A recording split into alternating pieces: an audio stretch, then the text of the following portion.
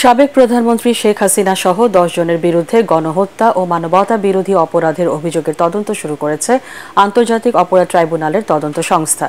এরই মধ্যে কাজও শুরু করেছেন তদন্ত কর্মকর্তা। এদিকে ঢাকার সিএমএম আদালতে সাবেক প্রধানমন্ত্রী শেখ হাসিনার বিরুদ্ধে আরও 2টি হত্যা মামলা দায়ের করা হয়েছে। হুমায়ুন চিস্তির রিপোর্ট।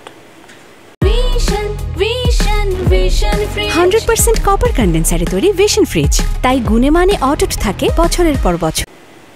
সাবেক প্রধানমন্ত্রী শেখ হাসিনা সহ 10 জনের বিরুদ্ধে বুধবার আন্তর্জাতিক অপরাধ ট্রাইব্যুনালের তদন্ত সংস্থায় মানবতা বিরোধী অপরাধের অভিযোগ দায়ের করেন ছাত্র জনতার আন্দোলনে নিহত স্কুল শিক্ষার্থী সিয়ামের বাবা। ওই দিনই সংস্থার উপপরিচালক আতাউর রহমানকে তদন্ত কর্মকর্তা হিসেবে নিয়োগ দেওয়া হয়। এরই মধ্যে তদন্ত কাজ শুরু করেছেন তিনি।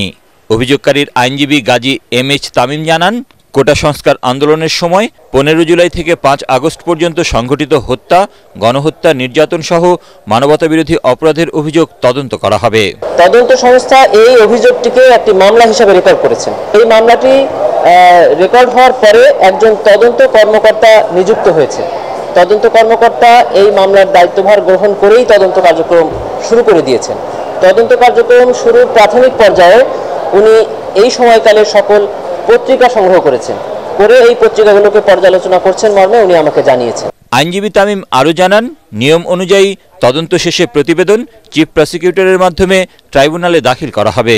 তদন্তকারী কর্মকর্তা এখন চাইলেই আন্তর্জাতিক অপরাধ ট্রাইব্যুনালে এই আসামিদের বিরুদ্ধে গ্রেফতারি পরোয়ানা চেয়ে একটি আবেদন করতে পারেন। আন্তর্জাতিক অপরাধ ট্রাইব্যুনাল আইন 1973, এই আইনের 3-1 ধারায় পরিষ্কার করে বলা আছে যে 1973 সালে এই আইন প্রণয়নের পূর্বে এবং পরে সকল অপরাধের বিচার এই আইন দ্বারাই করা সম্ভব। এদিকে রাজধানীর শেরেবাংলানগর এলাকায় সিএনজি চালক শাহাবুদ্দিনকে হত্যার অভিযোগে সাবেক প্রধানমন্ত্রী শেখ হাসিনা ও আওয়ামী লীগের সাধারণ সম্পাদক ওবায়দুল কাদের সহ 11 জনের বিরুদ্ধে এবং মোহাম্মদপুরে মাদ্রাসা ছাত্র জোবায়েদ হোসেন ইমনকে র্যাবের হেলিকপ্টার থেকে গুলির অভিযোগে শেখ হাসিনা সহ 16 জনের বিরুদ্ধে আলাদাভাবে মামলা দায়ের করা হয়েছে।